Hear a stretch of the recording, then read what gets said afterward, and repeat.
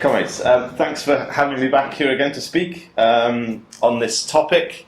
The first thing I want to stress really is that the topic today, the origins of democratic centralism, is very much a work in progress, and I'm only really at the beginning of, I think, what looks in my eyes to be a highly exciting project that not only sheds important light on the history of our movement, but, as I'll hopefully go on to argue, also has potential insights for today's political practice in the workers' movement. So when it comes to some of the nitty-gritty, the historical details in particular, I won't be going into that as much because it takes a hell of a lot of time to put this stuff together, putting together the facts and the details of it, almost a crime. You've got all the different sources and see what's going on. So some of the details are not quite sketched out, but I can give you the broad contours of what I'm going to talk about and their importance. But even at this very early stage, I'm convinced that as soon as I finish with the ravings of the madman Oswald Spengler for my PhD, this will be a decent publication, perhaps, with lots of material to translate and introduce. And as I said, it could be of interest to the wider movement. I will also make that dependent on your faces as I talk through today, if you actually find it as interesting as I do. We'll see. So there are four things I want to do in the main. The first one, obviously, to convince you that it is a worthwhile project and it's important. Secondly, to provide a kind of very brief outline of the state of the historiography on the Russian workers' movement regarding both the meaning and the source of the term democratic centralism. I say that will be very brief because it's not the main focus of the talk. I'm not invited to these things for my knowledge of Russia, so that will just be very brief. But on that basis, what I want to do is to discuss three what we call front-running contenders for the first use or the original deployment of the term democratic centralism. And I have three front-running contenders, not just to make it interesting and sexy, I suppose, with a race, but also because it is, as I say, very much in the origins of this project, and the details aren't exactly cleared up as to who where the source with democratic centralism comes from. So our three contenders today: Johann Baptist von Schweitzer, 1833 to 1875, Karl Kautsky, 1854 to 1938. And August Bebel, who lived from 1840 to 1913. Now, what will become immediately obvious here, and it's not just my Germanophile perspectives or whatever, what becomes immediately obvious is that all of these three contenders are or were leading figures in the German workers' movement. In light of the recent historiography, as I'll go on to discuss, this should perhaps be of no surprise to comrades hearing that the contenders for the origins of the use of the term democratic centralism in Russia can perhaps be traced back to Germany, but as I'll come back onto that later on. And then, after drawing a balance sheet of this particular historical whodunit, I then want to kind of take a step back from the origins of the term and conclude the talk really by discussing the implications of this little journey that we've been through, both for the left today and its understanding of Bolshevism. So I will talk about Russia in that respect, and how or what these episodes, which I will discuss in a second, can teach us about the struggle for democracy in the movement at large. And obviously, as we'll come on to see, the backdrop to that is the ongoing chicken coup, Labour Party rightist offensive. So starting off then, while I'm loath to get into the ins and outs of democratic centralism, we do have to start start somewhere. So what is it and where does it come from? Well, pretty much as far as it goes, as far as we know, and this is my reliance on people like Lars Lee, who certainly does know a lot about the Russian movement, the first mention of democratic centralism, certainly in an official document resolution, in the Russian workers' movement, comes from a meeting of the Mensheviks in Petrograd in November 1905. So that's the date worth remembering as we go through our evidence for our front runners here, November 1905. Now, again, I don't want to spend too much time on this, but this is not the common explanation you will hear. It's not the common source that is in the forefront of people's minds when they think about democratic centralism. That has to do with all sorts of historical factors. So, you just Googling things, looking on left websites, we're told that democratic centralism is some kind of unique invention or mind product of Lenin in What Is to Be Done, despite the fact that in What Is to Be Done in 1901 the term actually doesn't appear. And the kind of worrying thing about that, I suppose, is that, as I say, this is also what you'll often hear from comrades on the left. I will talk about Comrade Hannah Sell of the Socialist Party in England and Wales later on, which I'm sure you're all very excited about already 5 minutes into the talk, but just to make some more general points, but it is a widespread thing. We recently, in the Weekly Worker, had articles by Lars on, the articles were called The Fortunes of a Formula, Democratic Centralism.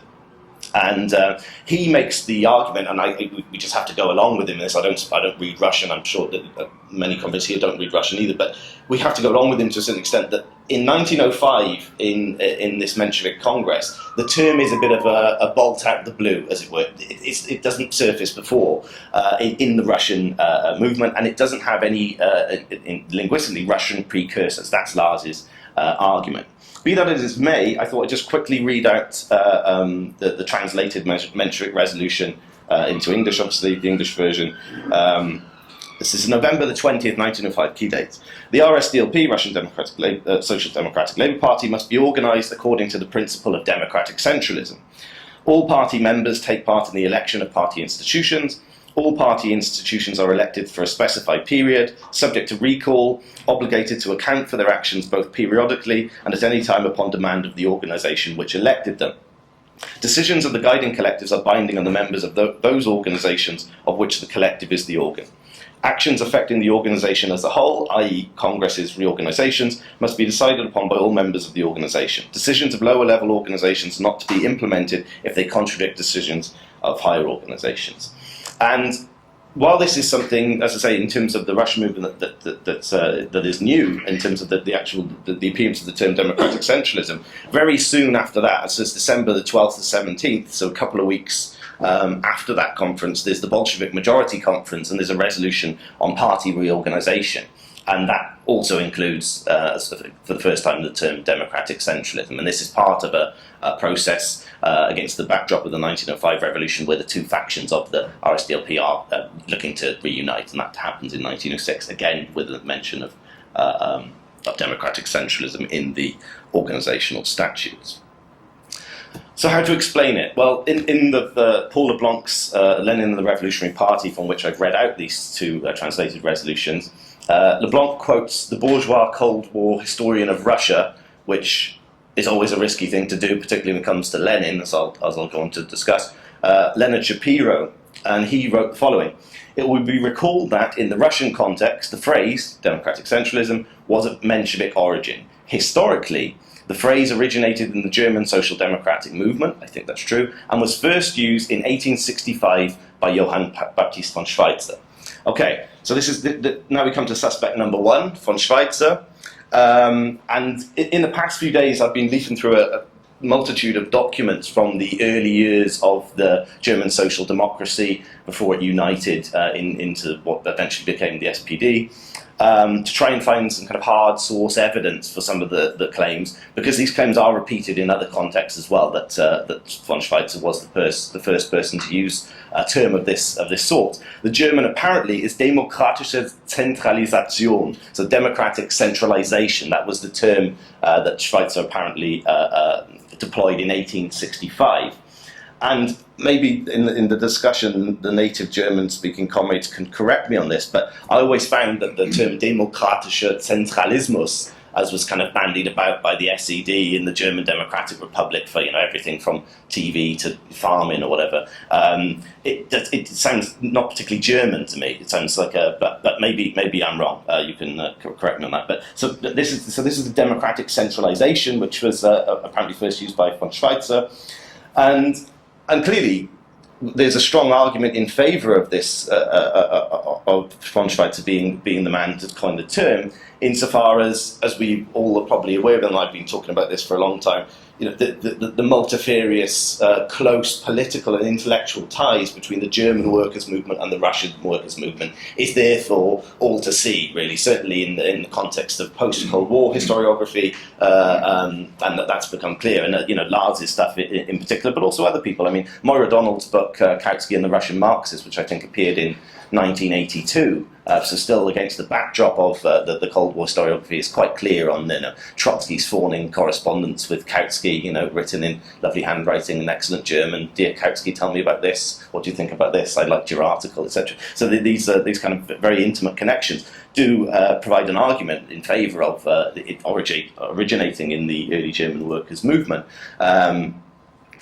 And so that's certainly a strong argument. And indeed, as much as Cold War and Stalinist historiography drove a wedge between the German and Russian experience, the whole notion of the Bolshevik party of a new type, and Stalin's assertion in his Foundations of Leninism that Bolshevism had absolutely nothing whatsoever to do with the Second International. They were from different planets almost. This has obviously been questioned ever since. So maybe then, in the Russian Mensheviks in the early days of their political party work and the upswing in politics following the Russian Revolution, in the wake of the Russian Revolution in 1905, they were looking back perhaps to the origins of the German workers' movement. Von Schweitzer, a key figure I'll talk about in a second, in that the whole emergence of a united German political party, and then thought, well, maybe we can learn something from this. And it's certainly true. Donald makes the argument very well that leading Mensheviks and Bolsheviks were intimately acquainted with the history and the struggles and the factions of the earlier German workers' movement. So Die Neue Zeit, which was Kautsky's theoretical journal, was apparently the thing that was always passed around in Russian prisons amongst leftist activists, right? Because they read German and they were up to date with these things. So there's some arguments in favour of that. But there are two main reasons why perhaps von Schweitzer isn't our man, our suspect for the origin of the term democratic centralism. On the one hand, we have the obvious time gap. Right? So he's writing or speaking in 1865, and the Menshevik Resolution, as we know, November 1905. So that doesn't necessarily rule that link out, but you would suspect certainly that a term along the lines of democratic centralization would have made some kind of appearance before 1905 in the Russian movement, later though it was.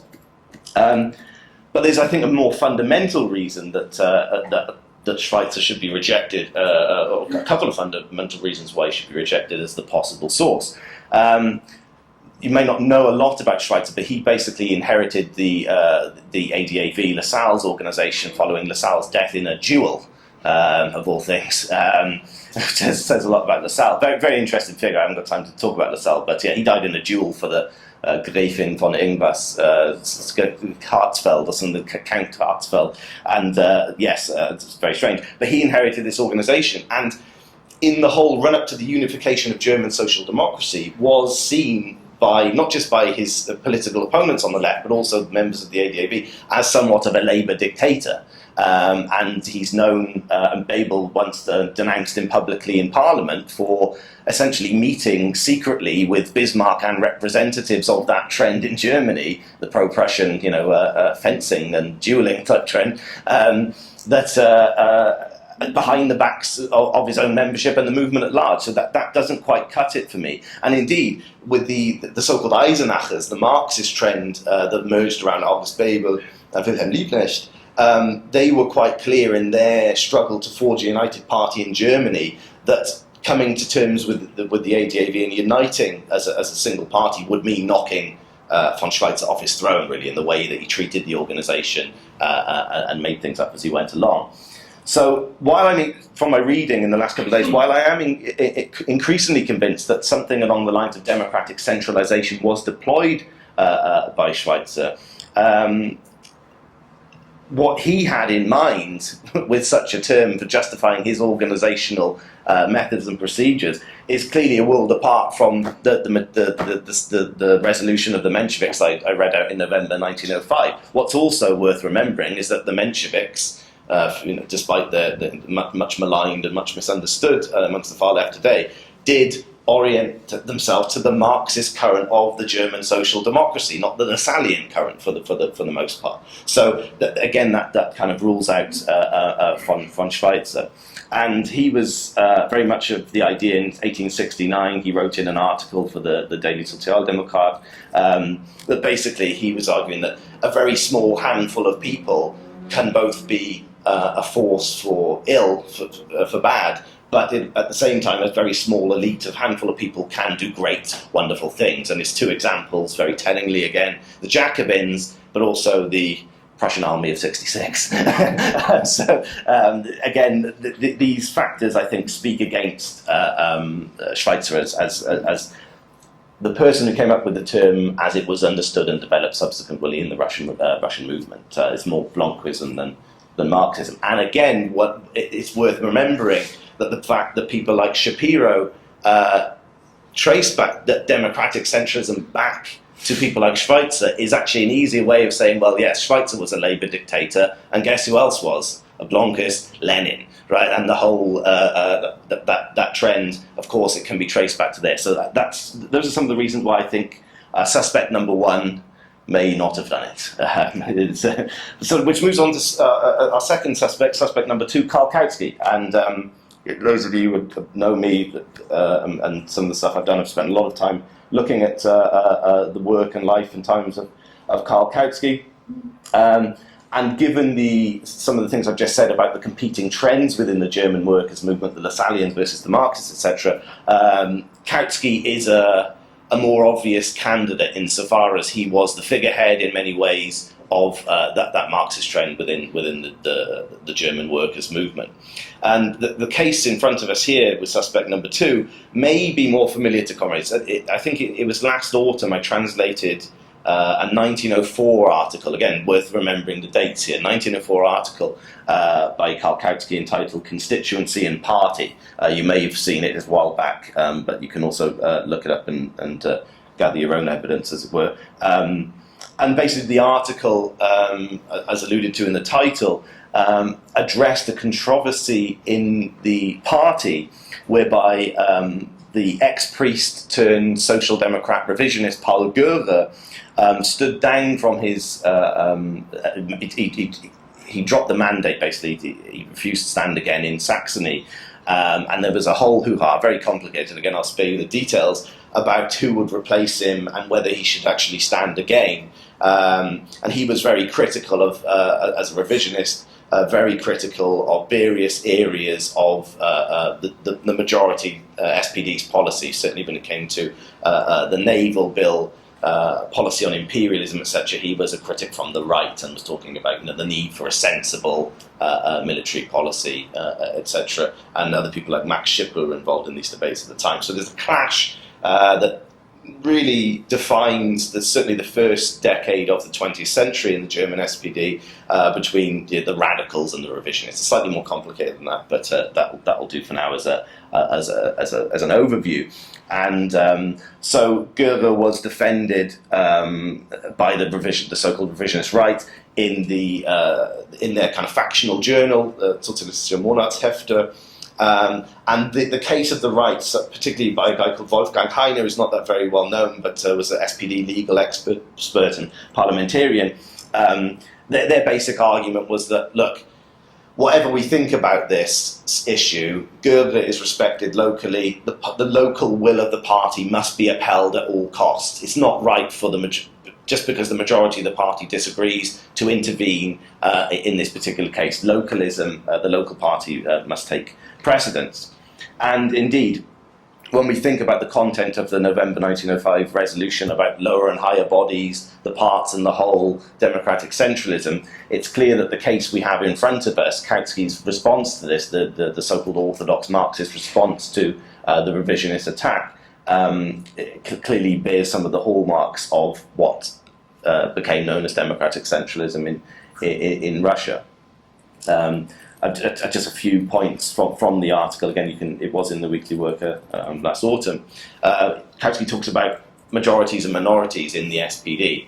And again, just to state that the revisionists are very much in the minority in the party as a whole, but not when it comes to certain local bodies, as we've seen.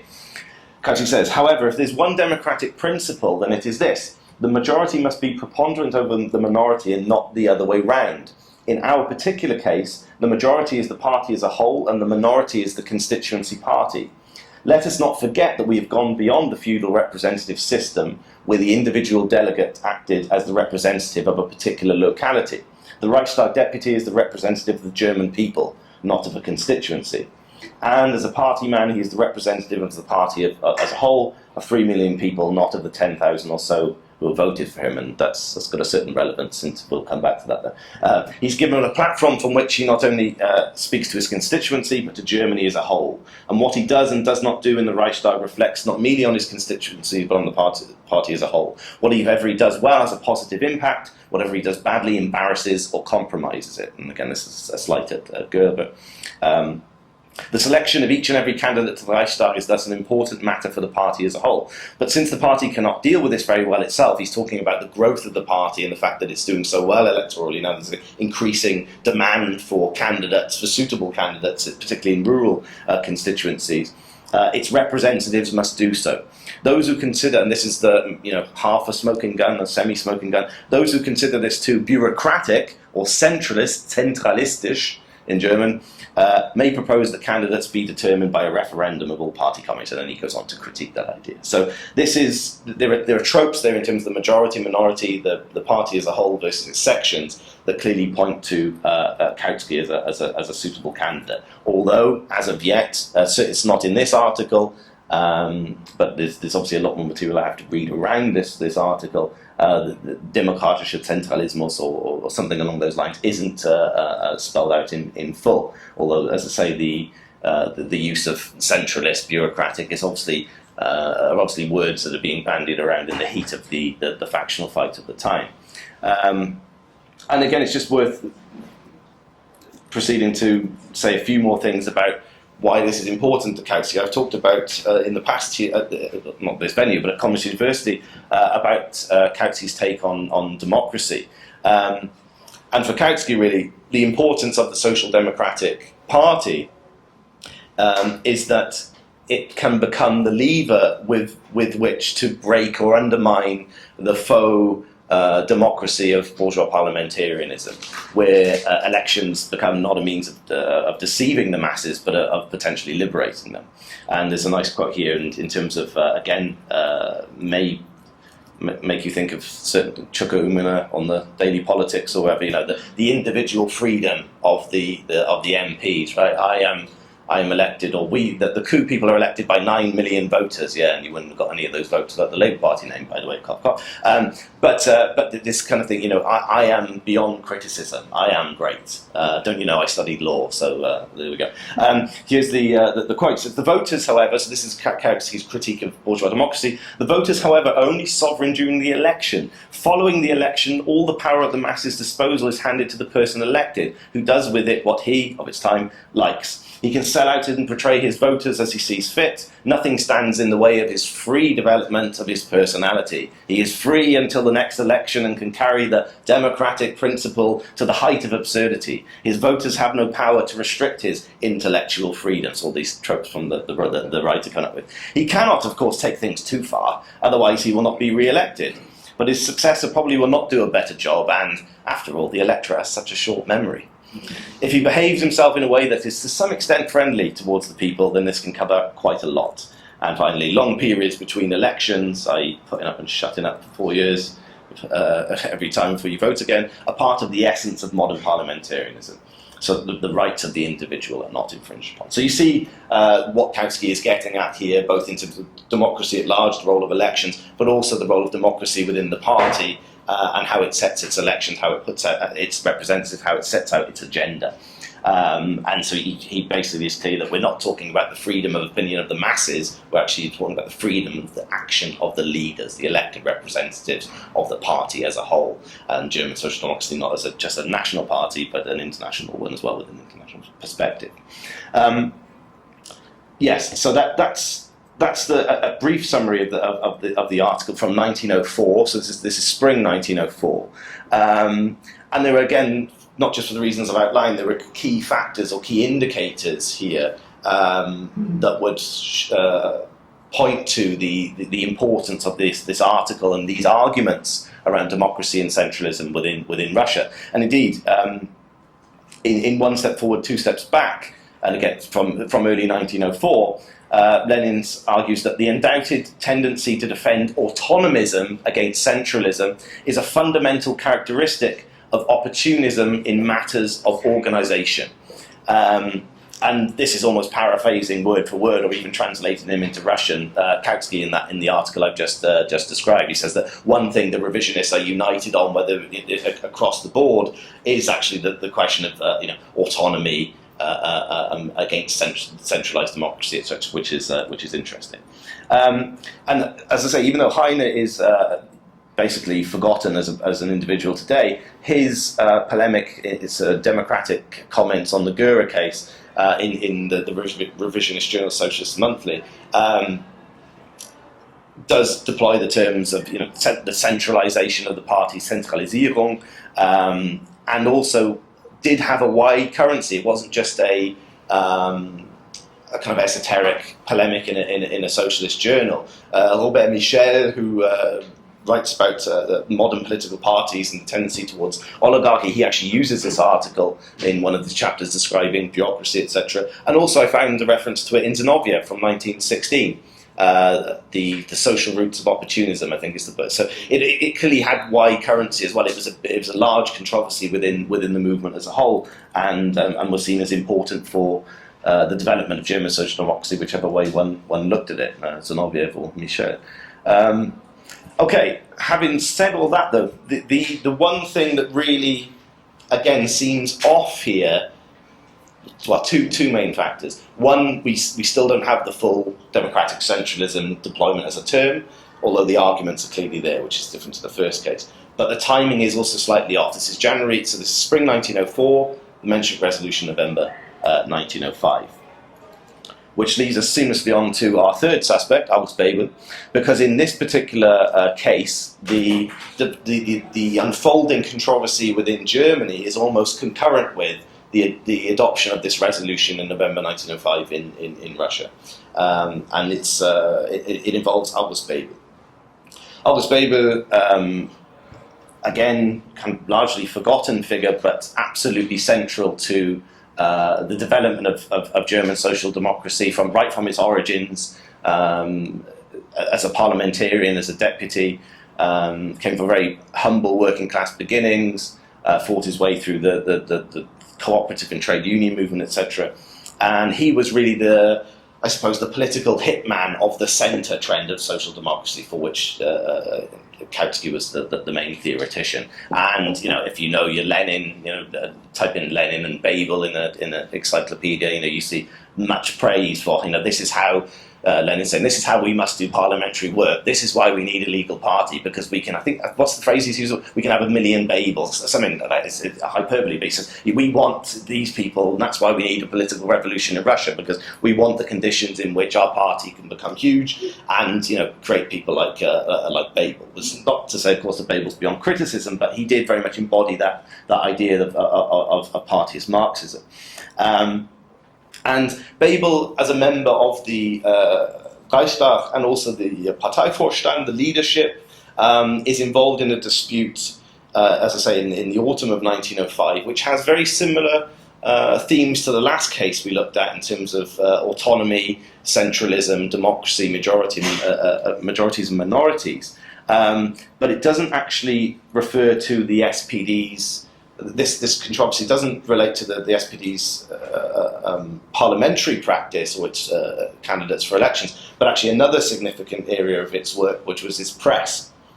Okay, and again, it's well known, but the German SPD had a huge daily press, not just on a national level, but particular emphasis on regional newspapers, dailies, theoretical journals, etc. And again, the case is slightly complicated one here, but what we're essentially dealing with is, again, this struggle between the radicals and the revisionists. And what happens is that the German SPD's daily Vorwärts, due to a particular development in the party and the Prussian laws, etc., Prussian legality, it arrives at a situation in the early 1900s where Forward is both at the same time the publication, the organ, as they used to say in those days, of the local Berlin party, right?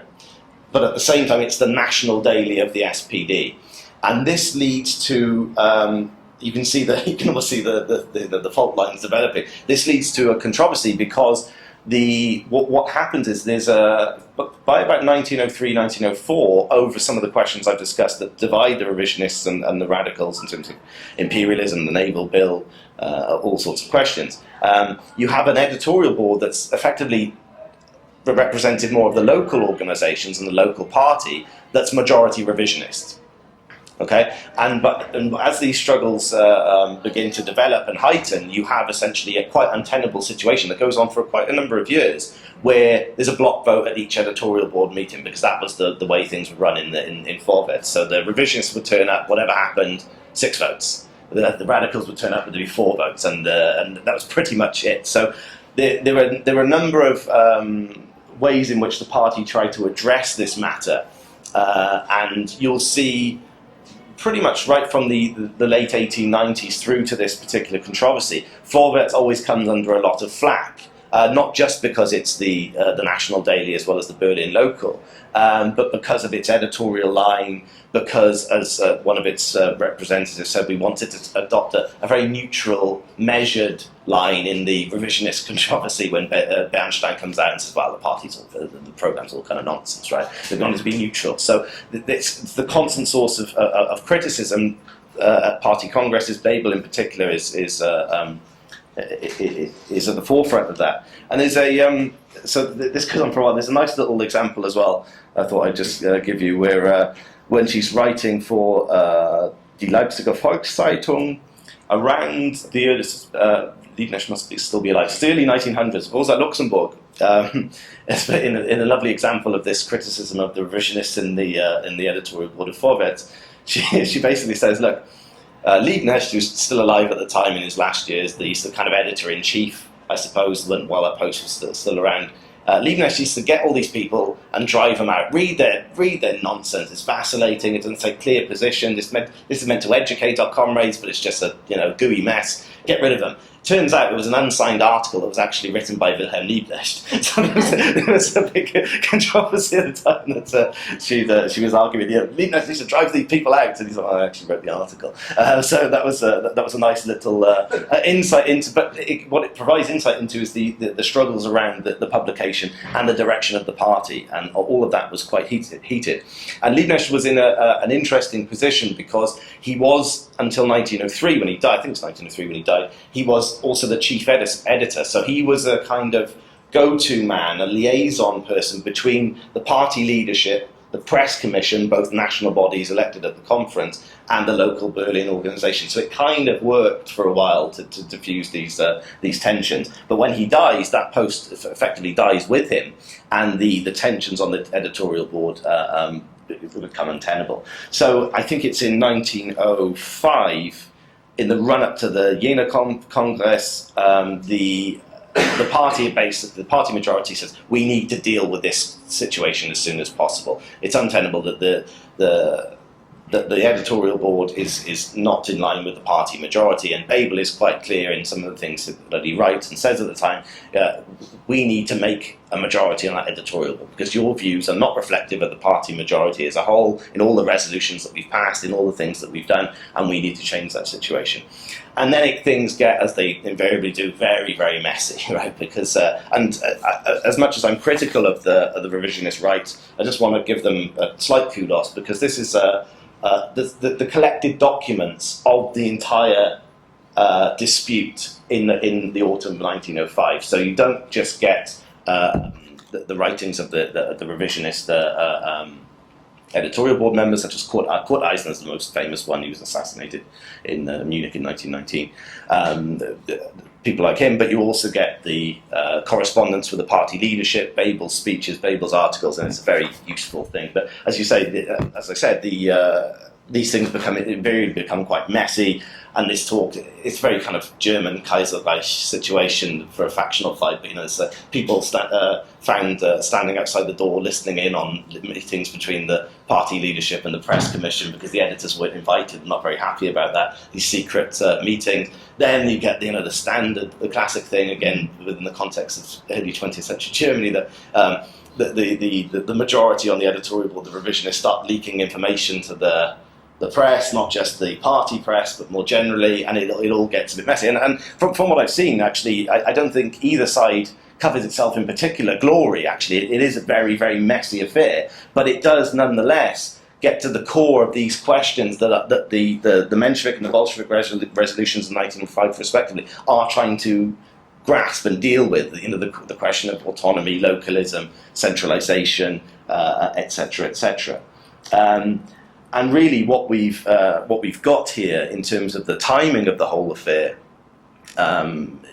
seems to be the best possible example of the origin of democratic centralism, I think, because of I'm just skimming the surface of all the documents around this, but given the timing, given the issues involved, given the centrality of people like Bebel within it, that certainly could be a strong front runner, as it were. And I think in that sense, it's a better case, or a better front runner than example 2, case 2.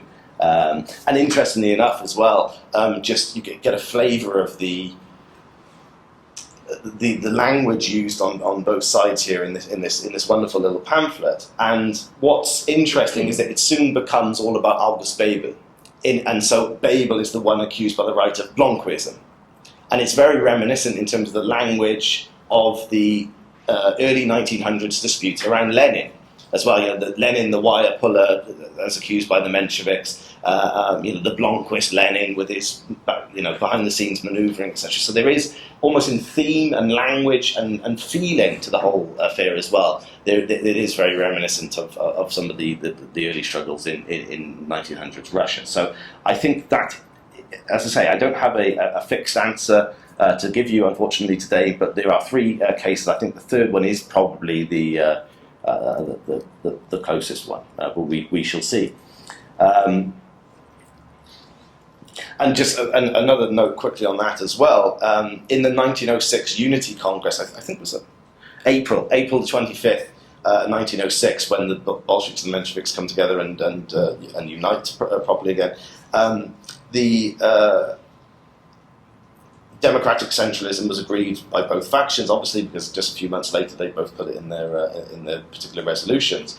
But the Bolsheviks actually, at this conference, pushed to make the editorial board of the publication subordinate to the elected CC, and that move actually failed. It didn't get passed. But again, you see possibly the echoes of this, the whole question of the editorial board, the central leadership, and the party resurfacing just what would be a few months after this.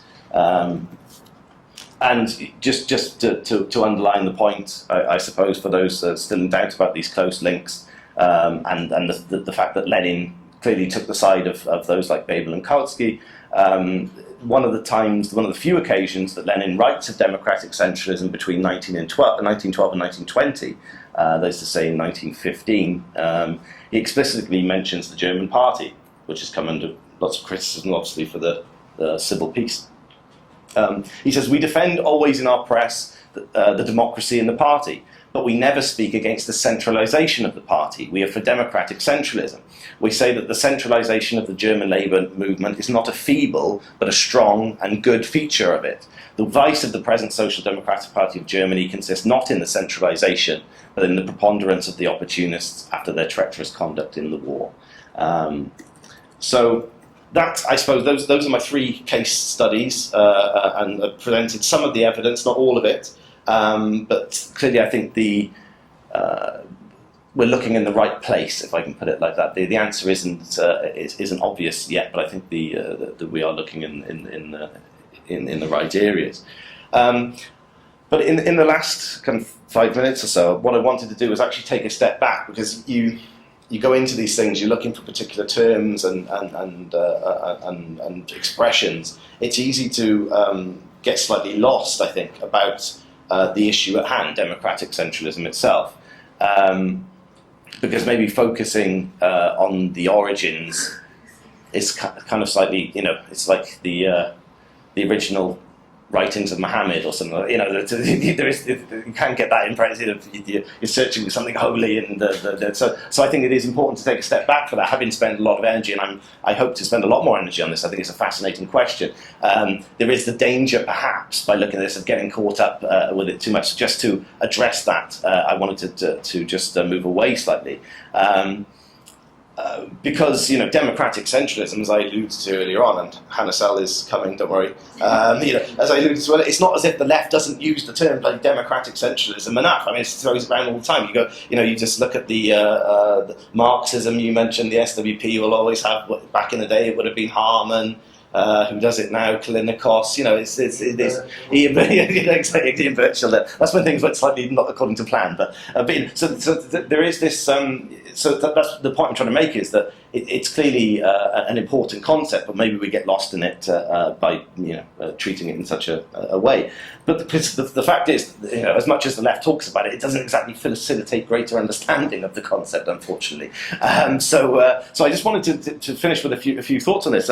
In Lars's article, Fortunes of a Formula, he actually, using pre-Stalinist historiography, stuff that was lost and has only been published recently in Russian, people like Nevsky, looks at their understanding, key Bolshevik activists of democratic centralism.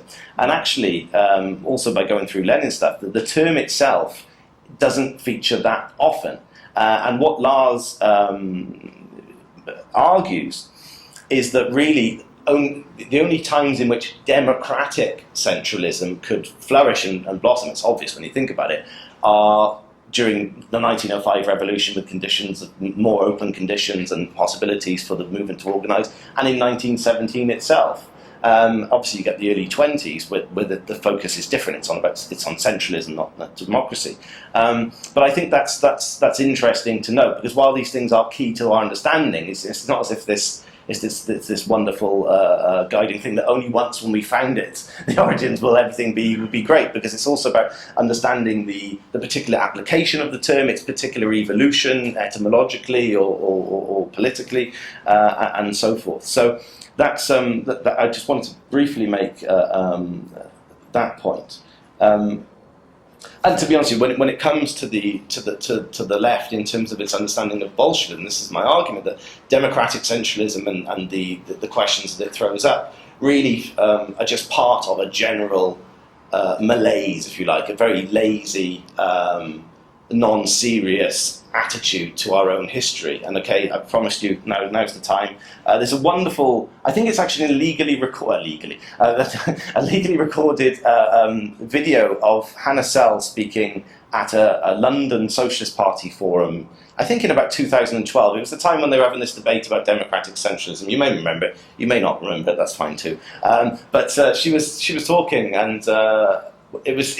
I mean, we all have bad talks. I've done quite a few of them in my time, but this one was, it was great, because I think it's some guy with a recording device in his pocket or something, because occasionally you hear the shift on the audio and someone moves. But she's given this talk, and yes, 1901, Lenin.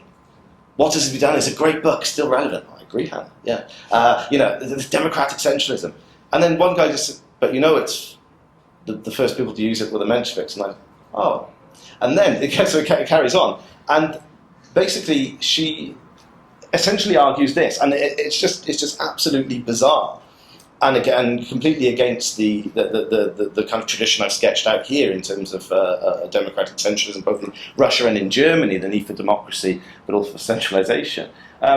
You see, she's arguing against this idea that's crazy idea being put across by comrades that maybe there can be open debate in the pages of the Socialist, maybe, right? This is the idea. And then what do? They get some Lenin quotes from 1906 and talking about the necessity of open debate, open discussion, political clarity, etc., etc. And says, yes, but the thing is, comrades, in 1906 there were two things you're obviously overlooking, because you're well-meaning and everything, but you haven't read your stuff. Lenin is in a broad party, right, which is a bit like Tusk. It's called the Russian Social Democratic Labour Party, and so in that particular like Tusk is right. So that's absolutely fine, right? And also, not just that, comrades. By the way, he's also in a minority. So of course, in 1906, being in a minority in a broader organisation, he wants to have the right to openly. Of course he does. I mean, that just makes sense. You just think about the logic of that argument, right? It is just remarkable. So the idea, anyway, I mean, this is where you start. The idea that the RSDLP was a broad party, along the, whether you call it a broad party or not, it's certainly nothing along the likes of the broad political front groups like Tusk, right? But then you think about it, it's utterly hypocritical, because it's fine to raise public criticism when you're dealing with reformists, because they're reformists and silly and whatever. Again, Menshevik as reformist in 1906 doesn't really cut it, whatever. But then, when you're in a majority, because you are the revolutionary party, what you're saying is the truth. So what's the need for all this minority criticism or public? It's utterly bonkers. And so, like I say, while looking at the origins of the term and the particular context within which it originates is important, I do think we also have to take a step back from it and just see that how the misappropriation of this term amongst the left is just one feature of a general misappropriation of the legacy of Bolshevism itself. And to go from the sublime to the ridiculous, we also have to bear in mind which kind of public criticism Hannah Sell is arguing against. I don't want to drive it too far, but this is wonderful. Was it about maybe whether to conclude a difficult and indeed rotten peace with German imperialism after the First World War? Was it about the national question? Was it about which anti-war strategy to pursue? Was it about whether to participate in elections or boycott them? No. Because all these were Bolshevik open debates, by the way, in the course of the history of Bolshevism, the RSDLP. No, it was about real issues of life and death, comrades. The role played by the tendency of the rate of the profit to fall in the economic crisis of 2008. I mean, we've made the point on various occasions that there is a degeneration, obviously, of the Comintern, the communist parties, and the left really bases itself not on the traditions of the early RSDLP, but more on the 21 conditions, affiliations of the Comintern, etc., where it states that to weaken or break the unity of the common front is the worst breach of discipline and the worst mistake that can be made in the revolutionary struggle. But actually, I mean, what Sell is arguing for there, what she's advocating, is far worse. I mean, it's just utterly nonsense. And has nothing to do with the legacy of Bolshevism. Just one final point, because I know that not everyone is as fascinated as me by reading strange German documents in weird fractal text. But so what I want to finish with really is this. So that the mirror image, if you like, of this kind of disemboweled, fetishized, Stalinist, semi-Stalinist democratic centralism is, of course, the notion peddled by many on the left, the kind of anti-sectarian sectarians, mainly in the Labour Party, but also outside, who dismiss democratic centralism at best as kind of the well-meaning endeavours of a bunch of dead Russians, right? And at worst, of course, we see that they deploy the democratic centralism and taint the democratic centralism is Alex Kalinikos and Hannah Sell and all these people. It's kind of standard dog whistle left baiting, really, and that's thanks to Owen Jones, not Owen Smith. Owen Jones writes on these things all the time, the loony left and its democratic centralism. But as I've tried to outline in some of the controversies facing the German party in particular, the questions over accountability of representatives, accountability of elected bodies, what they stand for, what they say, how they're held account to that, is clearly not a thing of the past. It's not a thing that belongs to late 19th century Kaiser Germany or early 20th century Tsarist Russia. Whatever we particularly call the term, or the name we give it, it's clearly of relevance. And while we have to be very careful about drawing historical parallels all too easily or too quickly, because after all, the SPD of 1905 and the Labour Party of 2016 are rather different beasts, the issues which seem to provide the spark for democratic centralism, as I've tried to outline, are unmistakably present in the Labour coup at the moment. And I think that's the one thing that that really stands out from going over these debates. Of course, they take different forms in different times, but there are so many commonalities that it's striking. The placing of one part of the Labour Party, the PLP, or the individual careers of certain PLPers above the party as a whole, the membership, etc. The attendant nonsense about the abuse of the democracy, the persecution of the individual, the death of freedom and democracy, etc. The press leaks, all the rest of it, they're quite clear. So in this respect, I think that democratic centralism, getting to grips with its origins, really underline the point that it's this term, despite what the Stalinists and the Cold War historians have said, is not something. It's not the product of a despotic Asiatic mind. It's actually the getting to grips with the fundamental questions of how to create a political movement of the working class that can not only defend itself, but actually go on the offensive and win the battle of democracy. I'm not quite sure if I've convinced you of the need for a project on this along these lines, but I'll hear your thoughts and we'll see. So thank you very much, comrades.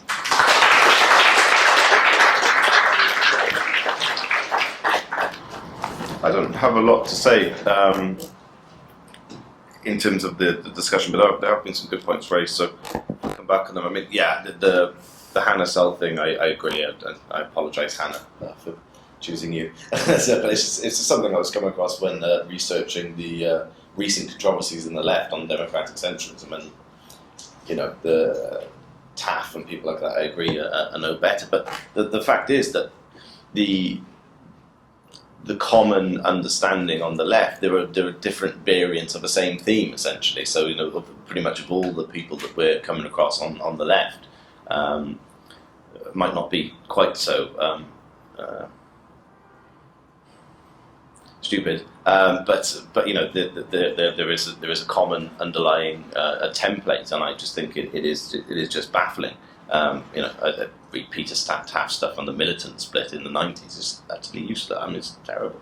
And the fact is, of course, that the Guardian ran most of that material, given the the understanding of open democracy, as far as I recall.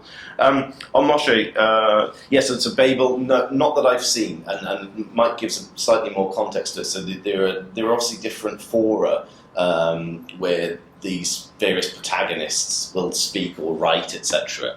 Congress records. Again, just to make the point that you can get online now pretty much every SPD Congress through to 33, certainly, in minute detail, including the heckles, included. So if Babel's defended himself, Berlin comrades, no, it wasn't like that, etc.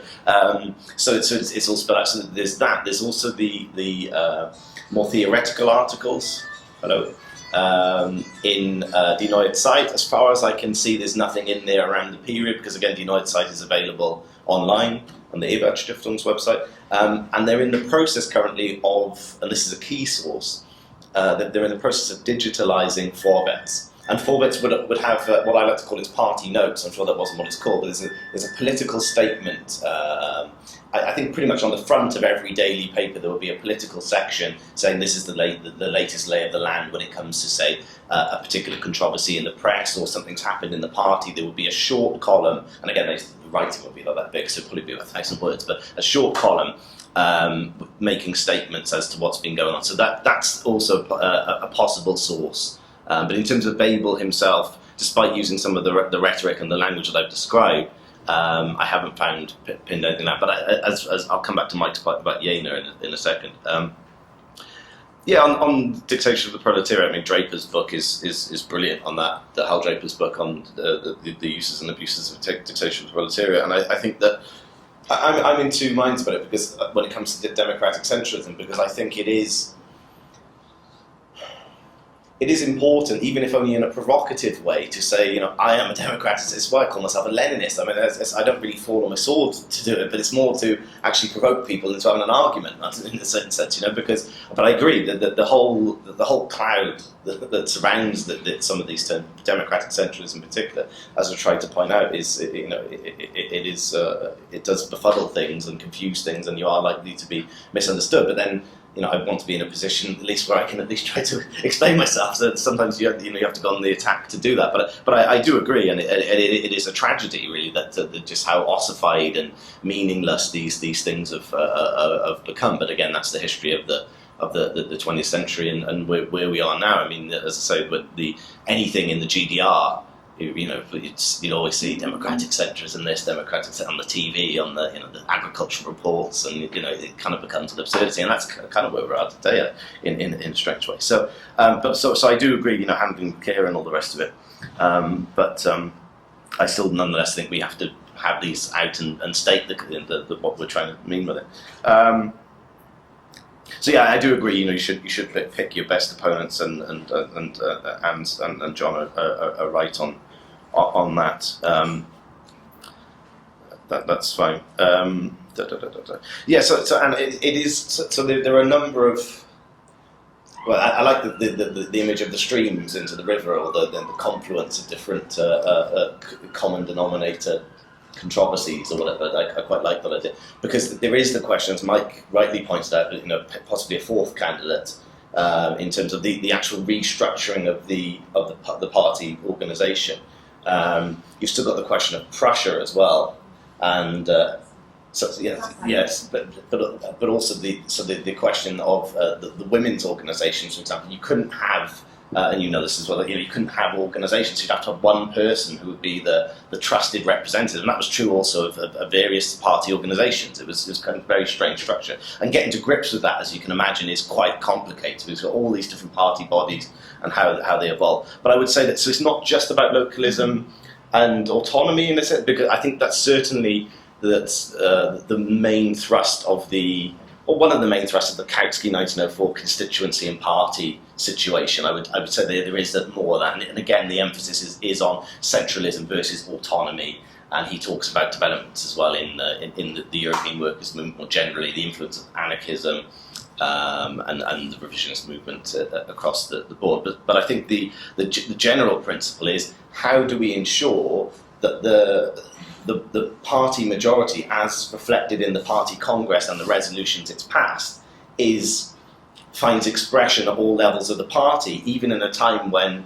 these levels the various levels of the parties are disconnected from each other. So I think that's more the what I would say is the overriding thing. It's the question of how the majority asserts its politics in the face of people dragging their feet or whatever, or muddying the waters. Certainly when it came to Forvets. I hope that deals with that. I mean, and I agree about drawing people in. It's not about the limits you said. It's about the activity, discussion, clearly. And again, there is this. I didn't mention it because you can get too drawn into these things. But there is this idea again about the Lenin the manipulator, but Lenin the flip-flopper as well. So this idea that what, and this is true. This is kind of, again, I don't want to pick on easy opponents, but the Socialist Party and the Socialist Workers' Party, both in kind, say that 1905 comes along, and pretty much anything that Lenin wrote before that, particularly what is to be done, which is elitist and authoritarian or whatever, it's just junked out the window. And what they're actually so they're, instead of tracing the development through objective conditions and the fact that things are open up, you're trying to bring as many people in. It's this idea that every couple of years people leading political figures who possess bizarrely some authority completely flip-flop and change their mind and say something new. So, but I agree that was the backdrop to it, and it was a guiding trope of RSDLP more broadly, is that we need the conditions in which we can thrive and grow and become a force, and the model is there. So I agree, it's not about what you can or cannot say or write. It's about organising people and ensuring that they can have their say in the party. So yeah, the sort of candidate suspect number 4, von Vollmar.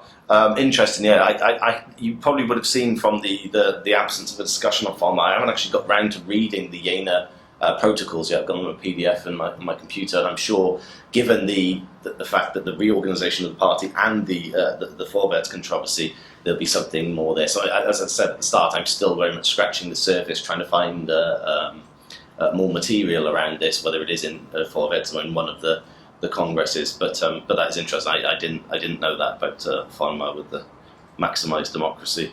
Very interesting guy, Vollmar, actually, because he starts off on the ultra left of the party and then becomes outright revisionist, and now is speaking in favour of maximising democracy. But there we go. I shall get round to that and report back. And Mike's absolutely right. I hadn't thought about that. The whole question of the editorial board and selection and 1901 split, and the nature of the membership of the organisation. And it's clear then as well that we shouldn't just see these things in what we call a semi-Orientalist fashion. It all goes one way from Germany. As Anne quite nicely put, it's all these people getting together, and most of the Russians are in Switzerland anyway, aren't they, or France or whatever. There is this constant interaction as well. So I'm sure that at the same time, the reports, the huge amount of letters, handwritten letters that are going back and forward between the Kautskys and Axelrod and Trotsky and Martov, they're also having an impact on the German situation as well. So maybe in my presentation I gave it too much of a one-way focus. I do think the German party is the model, but obviously the way in which these activists interrelate with each other and speak with each other obviously changes the idea. So that may have even had an impact on the German party, because clearly it did. I mean, the 1901 situation and the split, Kautsky's correspondence shoots through the roof, because everyone on each side is saying, can you please write in favour of us? Can you support us? Look what Lenin did, the bastard. And the supporters of Lenin will be saying, can you write in favour of us? Come out and we'll offer you space. Please write something. We need to affect. So there is that aspect to it as well, which perhaps I kind of bracketed out in the opening, and I shouldn't have.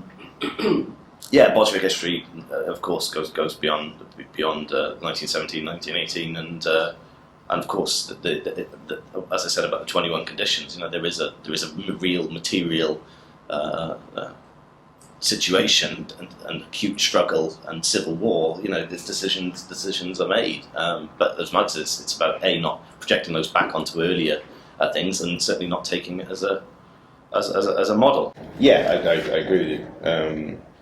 That's clearly what they're trying to do. I think even though the term democratic centralism, as I said, doesn't make an appearance in 1901 in what is to be done, nonetheless the underlying principles of party organisation that actually come out later on in the arena, the public arena, with not quite legality but more freedom to agitate, are actually there. So just because there's an emphasis in 1901 and those debates about centralism doesn't mean that actually the party isn't committed to the democracy and the elective principle. It just can't do it at that particular time. But as soon as the conditions arise where you can do that, and that's 1905, that's clearly what happens.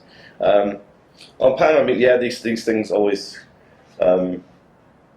fascinate me in a sense, because no one's free of it. Those guilty of those free of guilt cast first stone, or whatever the saying is. I mean, it's because there's something, I think, in the dynamic of capitalist society that. And the culture of the left at the moment. I mean, it's amazing to me that more people didn't rebel, or didn't walk out, or didn't do, expose what was going on at WLP. It did eventually happen. But similarly, and this is where Phil's stuff on minority ideas is important, I think, because it's also bizarre to me that, and again, I don't want to go bang on about the Socialist Party to what the SWP, but where's any criticism? Where's any, you have occasionally the odd hoo-ha, and then people leave. But there's absolutely there's this complete lack of recognition of something different. It's like you have this bubble, you have something to kind of embrace, but as soon as that comes into conflict with reality, it's very difficult for people to break. And I think that to me is a tragic, if you like, outcome of some of these regimes. It is very odd to me that nobody in the Socialist Party or its milieu is questioning stuff on the Labour Party. I mean, that is just, to me, bizarre. And I don't want to speak down talk down good comrades who subjectively committed to fighting for a better world and all the rest of it. But it does strike me as slightly strange. I think and it is something that is emblematic of where we've gone, unfortunately. So I think that's, well, I don't know a lot about the WRP, and it's, I've heard some stories, whatever, but not the good ones. If there were any good ones, but that to me is the more general point I'd like to make, is about these regimes. Paul, yeah, you did miss my not my definition in a sense, because I mean we have got it in the draft program as well. But yeah, okay, yeah, there we go.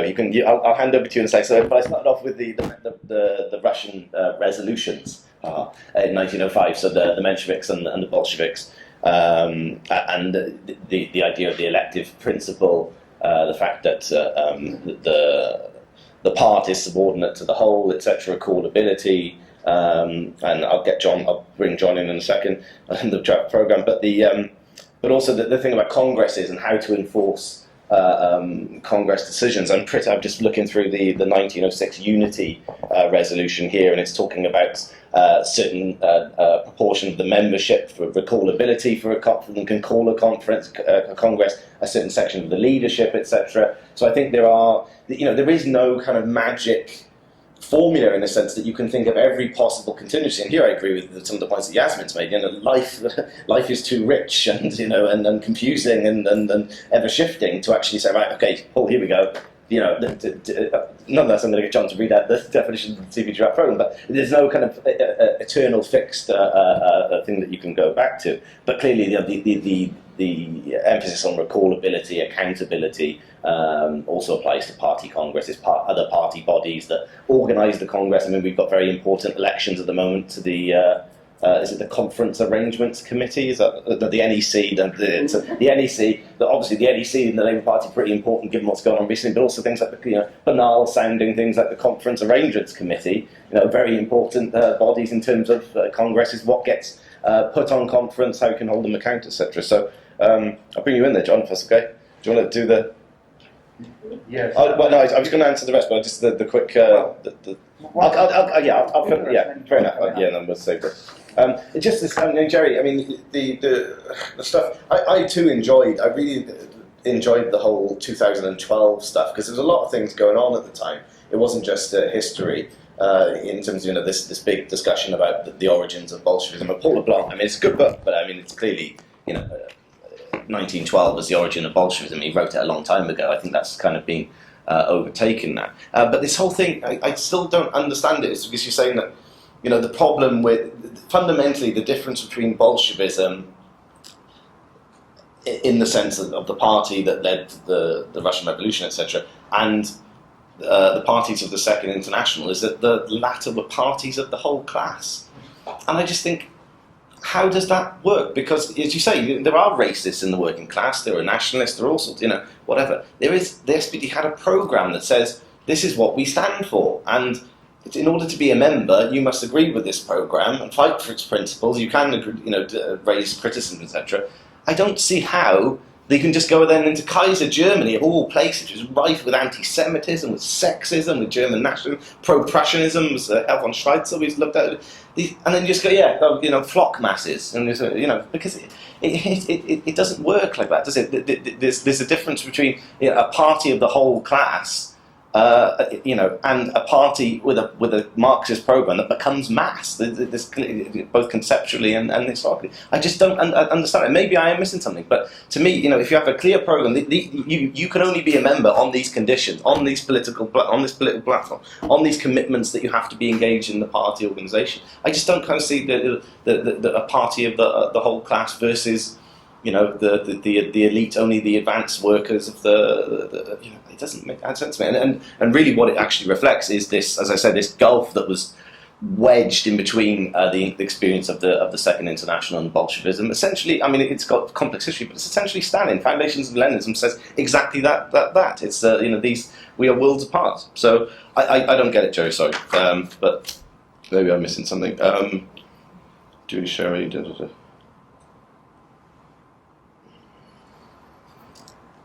Yeah, I think I'm just looking at Yasmin's points, but I think that I quite clearly agree. That's why there's no eternal template. I mean, things change, and there are as I say, we also have to look at our own practice and things because it is true, and it's not good for people under intense pressure because that doesn't lead to a good culture either of democracy and organisation. I absolutely agree, and that's spot on. Okay, well, in the spirit of happily being corrected. The Stan's point is very important. Actually, it might seem like a small dispute over words, but the distinction between agreement and acceptance is key in the programmatic tradition. So I fully agree with that. Okay, Jerry, it's good. So we've moved slightly away from the party, the whole class stuff. I hope. I know I'm being a little bit unfair because, but you've made the other point now about The fundamental distinction, fundamentally, because, as quite rightly point out, 1917 and 1914 were the two different fates of the German and the Russian parties.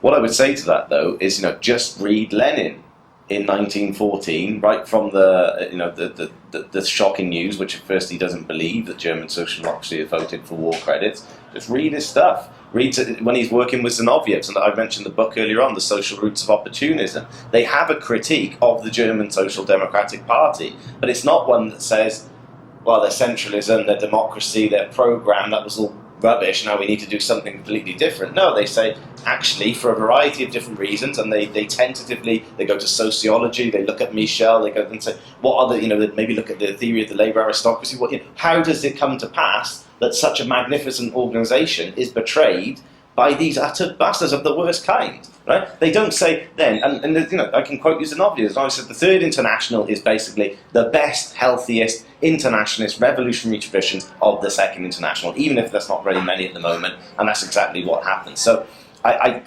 glad on the party of the whole class, but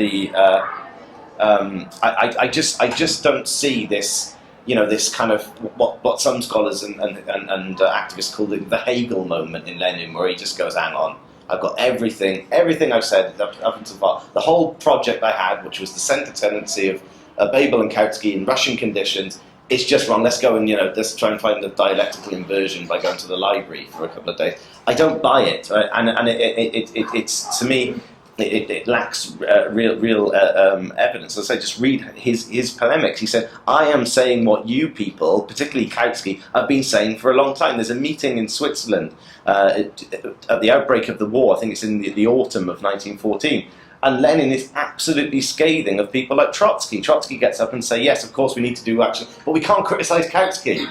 He says, of course you can. This guy is facilitating this development, right? And to read how angered and impassioned he is, but he's not saying, I told you so, because right from the start I've read Kautsky and I know exactly what he says and what he stands for, and it was all nonsense. No, he's saying this is what he wrote in 1909, this is what he wrote in 1902 about the tasks of our time, and that's what I'm trying to uphold against him, basically, and his supporters and those that he's excusing for in the right. Just final point on Emily. I mean, I didn't really want to come across as kind of cold and heartless about these things, because I know the level of human and emotional investment. I mean, when it's a natural thing, isn't it? When one of your own is criticised, you kind of maybe rally them to them in a different way, and so I do take that on board. And the situation, I've never been in that particular situation of putting up a forum post and then being called by London and Amsterdam and Antwerp or whatever, I don't want to come across as cold, because I'm not trying to downplay what a good, dedicated people who want to see real change. But as you say, that from the day they join, it's, in a sense, the whole, I think you call it rigged. The whole system is rigged to precisely prevent them from becoming revolutionaries and activists with the confidence and the ability to express themselves. And I think, just echoing a point that Lawrence Parker made yesterday, I think in essence that is the real reason why groups like the SWP and the Socialist Party won't actually call on their members to join the Labour Party, because as soon as you go into the Labour Party, particularly in conditions now, you have to learn to organise as a faction. You have to learn to think about your disagreements. What are we saying? What do we think? What's our demands? How do we organise against these people? And then you think, oh, hang on. What about the Socialist Party? And I think, and that's the training that they could get in that real political struggle, I think, is anathema to these particular regimes. So like I say, I think I didn't want to come across as cold and why are these people doing it? They're so useless, and that wasn't my point. It's just I do empathise with the position that they're in, but it is nonetheless, I think, says a lot about the state of the left at the moment. At least some of these basic things have not even been really questioned, and that's sad. So yes, thank you for your points and everything. I don't know if I have sold the book project yet, but we'll see. Thank you very much.